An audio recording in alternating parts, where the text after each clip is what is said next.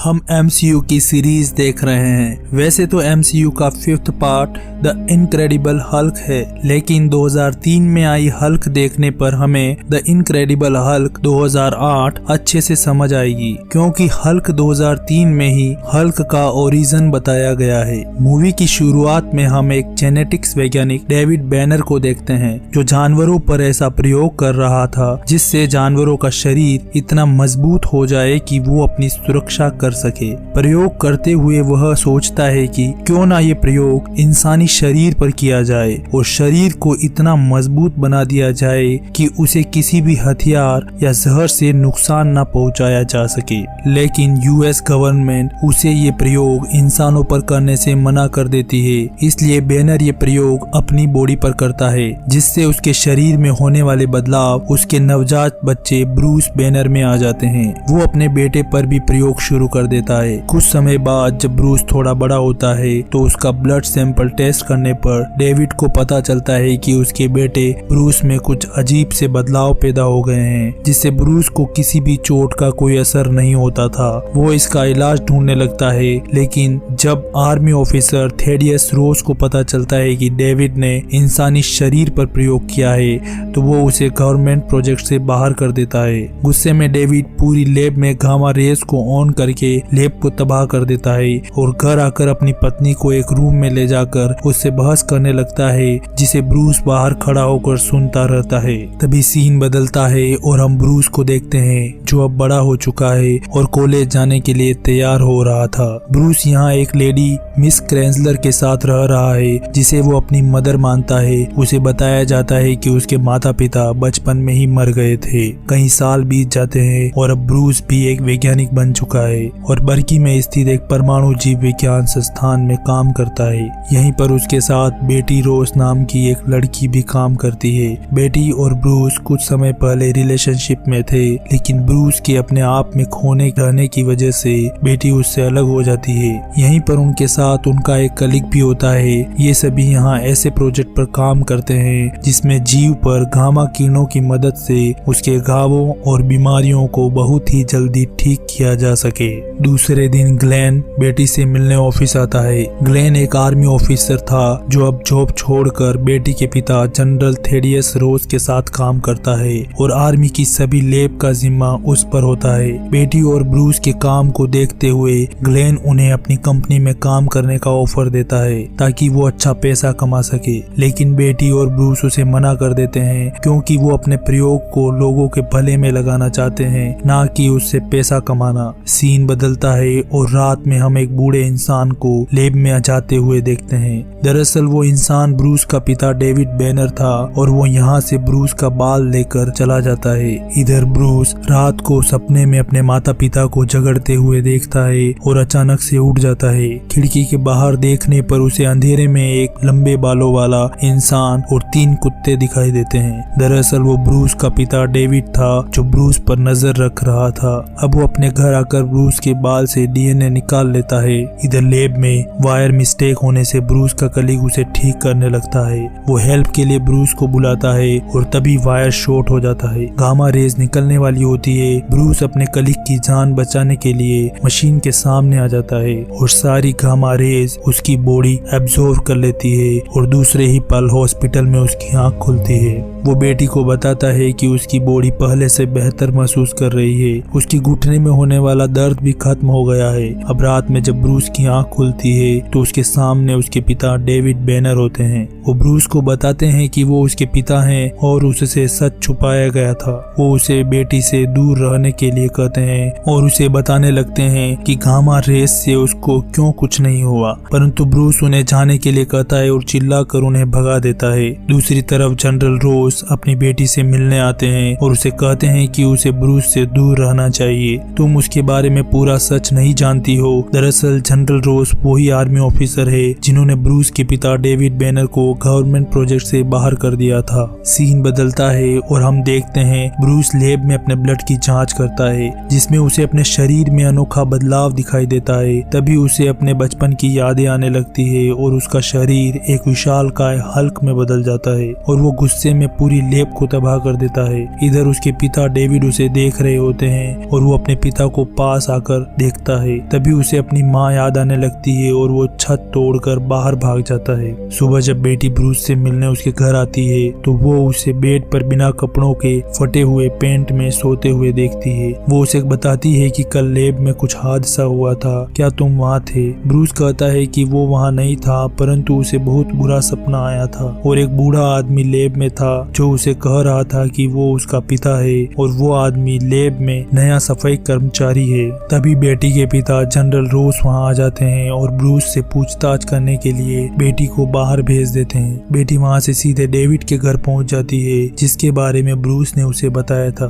David banner के घर पहुंचकर बेटी उससे पता करने लगती है कि कल रात को क्या हुआ था और कहती है कि उसके पिता जनरल रोस ब्रूस पर शक कर रहे हैं। डेविड कहता है कि तुमने ब्रूस को अपने पिता के हवाले कर दिया, तुम पागल हो। डेविड बैनर उसे कुछ नहीं बताता और उसका स्कार्फ छुपा लेता है और बेटी वहाँ से चली जाती है। इधर जनरल रोस ब्रूस से पूछताछ करते हैं, लेकिन ब्रूस को कुछ याद नहीं था। वो उसे डेविड के बारे में पूछते हैं, लेकिन ब्रूस कहता है कि मुझे उनके बारे में कुछ नहीं पता। मुझे बताया गया कि मेरे माता पिता बचपन में मारे गए। जनरल को लगा कि ब्रूस नाटक कर रहा है, इसलिए उसे नजरबंद कर देते हैं। सीन बदलता है और डेविड अपने कुत्तों को बेटी का स्कार्फ सुंघाकर उन्हें बेटी को मारने के लिए भेज देता है और ब्रूस को फोन करके कहता है कि मैंने तुम्हारे डीएनए का प्रयोग कुत्तों में किया है और रिजल्ट बहुत ही खतरनाक है। वो कुत्ते बेटी को मारने निकल चुके हैं, अब तुम अपनी ताकत दिखाओ। वो बेटी को बचाने के लिए जाने लगता है, लेकिन क्लेन आ जाता है और कहता है कि तुम मेरे पीठ पीछे जनरल रोज से मिलकर मुझे काम से बाहर करना चाहते हो। अब ब्रूस को पीटने लगता है। तभी ब्रूस गुस्से से हल्क बन जाता है और ग्लेन को उठाकर घर के बाहर फेंक देता है और बेटी को बचाने उसके घर के बाहर आ जाता है।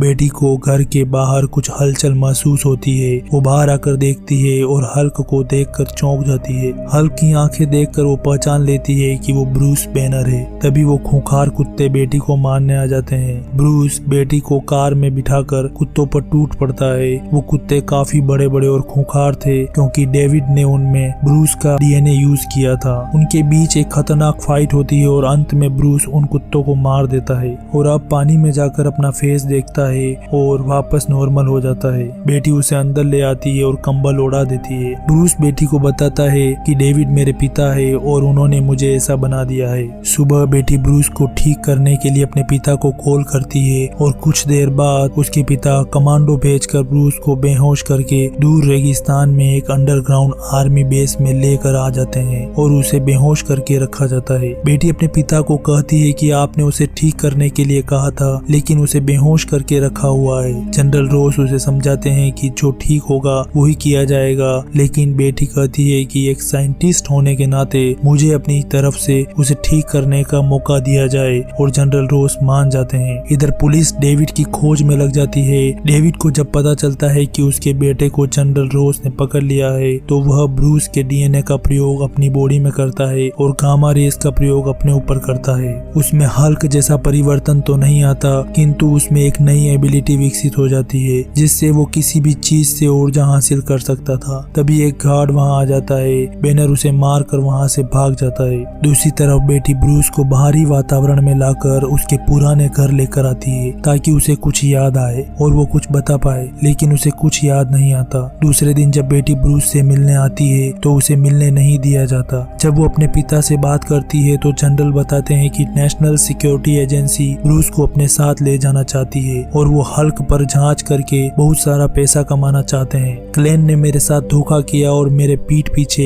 ये प्लान बनाया कि ब्रूस को जनरल रोस के अंडर ना रखा जाए। अब बेटी वहाँ से चली जाती है। ब्रूस अब क्लेन के अंडर में आ जाता है। वो उसे गुस्सा दिलाने आता है ताकि हल्क बनने पर वो उसके जिस्म से सैंपल लेकर उस पर रिसर्च करके बहुत सारा पैसा कमा सके। और ब्रूस को गुस्सा दिलाने की कोशिश करता है, लेकिन ब्रूस गुस्सा नहीं करता और बेहोश हो जाता है। इसलिए अब क्लेन ब्रूस को बेहोशी की हालत में ही उसके जज्बात भड़काता है। सीन बदलता है और डेविड बेटी के घर आकर उसे कहता है कि क्या तुम अपने पिता को मनाओगी कि वो मुझे अपने बेटे से मिलने दे और उसके बाद मैं गिरफ्तार होने के लिए तैयार हूँ। लेकिन बेटी कहती है कि अब उसके पिता के हाथ में कुछ भी नहीं है और जो हालत आज आपके बेटे की हुई है उसके जिम्मेदार सिर्फ आप ही हैं। इधर ब्रूस को बेहोशी में सपना आता है जिसमें वो अपने पिता को अपनी माँ की जान लेते हुए देखता है। दरअसल डेविड को अपने बेटे का इलाज नहीं मिलता, इसलिए वो ब्रूस को मारने लगता है। है, लेकिन ब्रूस की माँ बीच में आ जाती है और चाकू उसे लग जाता है जिससे वो मर जाती है। ब्रूस को सब कुछ याद आ जाता है और अब वो हल्क ग्लेन उसकी बॉडी का सैंपल लेने के लिए ड्रिल करने लगता है,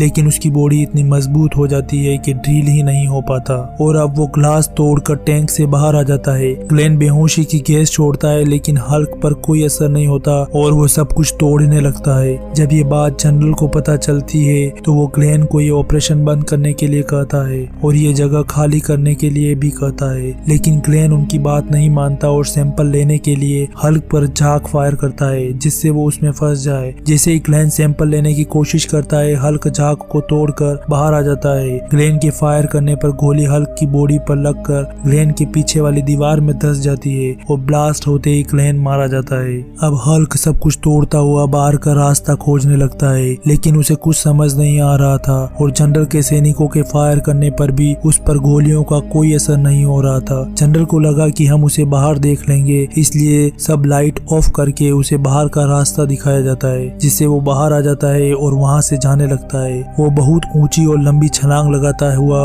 अपने पुराने घर पहुँच जाता है। उसे याद आने लगता है कि उसके पिता को गिरफ्तार कर लिया गया था और उस समय वह बहुत छोटा था। तभी एक बॉम्ब उसके घर को तबाह कर देता है और उसे भी चोट लगती है, लेकिन उसकी बॉडी का घाव मात्र 1 सेकंड में भर जाता है। दरअसल ये उसकी बॉडी की पावर थी। अब और भी मिसाइलें उस पर छोड़ी जाती है, इसलिए वो भागकर एक रेगिस्तान में छलांग लगाता है, परंतु यहाँ भी आर्मी टैंक उस पर हमला करने लगते हैं। और अब हम देखते हैं इस मूवी का सबसे खतरनाक और बेहतरीन सीन, जिसमें हल्क एक आर्मी टैंक को उठाकर दूर रेत में फेंक देता है और एक और टैंक तोड़ देता है। तभी एक और बेहतरीन सीन दिखाई देता है जिसमें हल्क एक टैंक का आगे का पाइप मोड़कर उसे टैंक चलाने वाले सैनिकों के मुंह पर लगा देता है। अब हल्क वहां से भाग जाता है। इधर जनरल रोज प्रेसिडेंट से खतरनाक हथियारों का प्रयोग हल्क पर करने के लिए परमिशन ले लेते हैं। दूसरी तरफ हल्क बड़ी बड़ी छलांगे लगाता हुआ आगे बढ़ रहा था। जनरल रोज सैटेलाइट से उसे देख रहे थे। एक जगह आकर हल्क बैठा होता है, तभी जनरल के हेलीकॉप्टर आ जाते हैं और हल्क पर गोलियां चलाने लगते हैं। हल्क हेलीकॉप्टर पर छलांग लगाकर उसे जमीन पर पटक देता है और उठाकर एक पलटी और देता है। तभी एक हेलीकॉप्टर उस पर मिसाइल फायर कर देता है। हल्क मिसाइल को पकड़ लेता है और उसे मुंह से तोड़कर हेलीकॉप्टर को क्रैश करके नीचे गिरा देता है।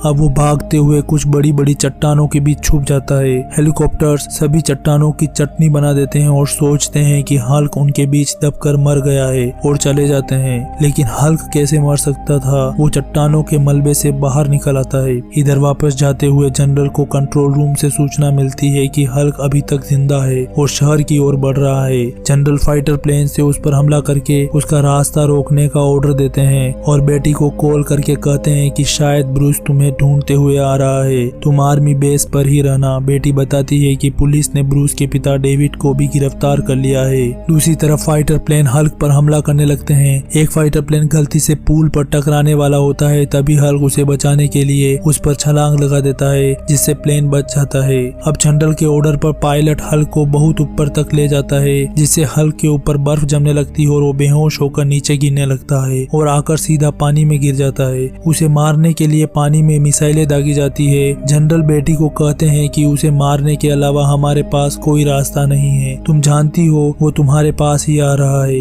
बेटी कहती है कि उसे मेरे पास आने दीजिए, मैं उसे संभाल लूंगी। जनरल उसकी बात मान लेते हैं। इधर हल्क पानी से होते हुए सड़क के नीचे के नाले से सिटी में आ जाता है और गुस्से से सब तरफ तोड़ फोड़ करने लगता है। तभी जनरल बेटी को लेकर आते हैं। हेलीकॉप्टर को देखते ही हल्क एक पत्थर से उस पर हमला करने वाला होता है, लेकिन जैसे ही वो बेटी को हेलीकॉप्टर में देखता है वो शांत हो जाता है। जनरल भी ये देखकर हैरान हो जाता है और सभी को फायर ना करने का ऑर्डर देता है और अब पुलिस और आर्मी सभी हल्क को चारों तरफ से घेर लेते हैं। इस बीच बेटी हेलीकॉप्टर से उतरकर हल्क के सामने आ जाती है। बेटी को पास देखकर ब्रूस नॉर्मल हो जाता है और इंसानी शरीर में बदल जाता है। बेटी उसे गले लगा लेती है और रोने लगती है। सीन बदलता है और डेविड बैनर को जेल से निकालकर ब्रूस से मिलने के लिए लाया जाता है, क्योंकि बेटी ने अपने पिता को कहा कि डेविड अपने बेटे से एक बार मिलना चाहता है, लेकिन डेविड अपने बेटे से मिलना नहीं बल्कि उसे अपने साथ मिलाकर अपनी ताकत बढ़ाना चाहता था। जनरल एक सेफ जगह पर बिजली के तार बिछाता है और ऊपर से आने वाले ऑर्डर का इंतजार करता है कि हल्क का क्या किया जाए, और इससे पहले अगर ब्रूस बेकाबू हो जाए तो वो बिजली से उसे मारने के लिए तैयार था। अब ब्रूस और डेविड को एक सेफ जगह पर मिलाया जाता है। ब्रूस अपने पिता से नफरत करता है क्योंकि उन्होंने उसकी माँ को मारा था। वो उन्हें यहाँ से जाने के लिए कहता है। डेविड कहता है कि मैं तुम्हें अपने साथ मिलाने आया हूँ, हम मिलकर इन लोगों को सबक सिखा सकते हैं, लेकिन ब्रूस उसकी बात नहीं सुनता। तभी डेविड वहाँ पड़े बिजली के तार को मुंह से काटकर सारी बिजली अपने अंदर खींच लेता है और एक विशालकाय दानव बन जाता है। इधर ब्रूस भी गुस्से से हल्क बन जाता है और दोनों एक दूसरे पर टूट पड़ते हैं और आसमान में बादलों के बीच लड़ते हुए दूर एक झील के पास आकर गिरते हैं। पत्थरों पर गिरने से डेविड एनर्जी लेकर पत्थरों में बदल जाता है और हल्क से लड़ने लगता है। अब हल्क उसे पानी में फेंक देता है तो पानी से एनर्जी लेकर पानी से बना दानव बन जाता है। हल्क उसे मारने लगता है तो डेविड कहता है कि और गुस्से से लड़ो, जितना तुम गुस्से से लड़ोगे उतनी ही तुम्हारी शक्ति मुझे मिलती रहेगी। ये सुनकर ब्रूस कहता है कि अगर आप मेरी ताकत ही लेना चाहते हैं तो ये लीजिए मेरी ताकत। और अब हल्क अपनी सारी ताकत डेविड को देने लगता है। हल्क की बेइंतहा ताकत को डेविड सहन नहीं कर पाता और वो एक बड़े बलून में बदल जाता है और कहता है कि ब्रूस तुम अपनी ताकत वापस ले लो, मैं इसे बर्दाश्त नहीं कर सकता। इधर जब जनरल रोज को पता चलता है कि वो एक झील के किनारे लड़ रहे हैं तो वो उस जगह परमाणु बम का हमला कर देते हैं और सब कुछ तबाह कर देते हैं। अब हम 1 साल बाद का सीन देखते हैं जहाँ बेटी अपने ऑफिस में काम कर रही थी। तभी उसे अपने पिता जनरल रोज का कॉल आता है। वो कहते हैं हम सभी जानते हैं ब्रूस उस स्पोर्ट से नहीं बच सकता था, लेकिन लोगों का कहना है कि उन्होंने उसे देखा है। अगर वो तुम्हें कांटेक्ट करने की कोशिश करे तो तुम मुझे जरूर बताना। बेटी कहती है कि मैं आपको नहीं बताऊंगी और मैं नहीं चाहती कि वो मुझे वापस कांटेक्ट करे क्योंकि मैं उसे मरता हुआ नहीं देख सकती। तभी सीन बदलता है और हम साउथ अमेरिका के घने जंगलों में कुछ आदिवासियों का इलाज करते हुए एक इंसान को देखते हैं जो कि ब्रूस बेनर ही है। परंतु यहाँ भी उसे शांति नहीं थी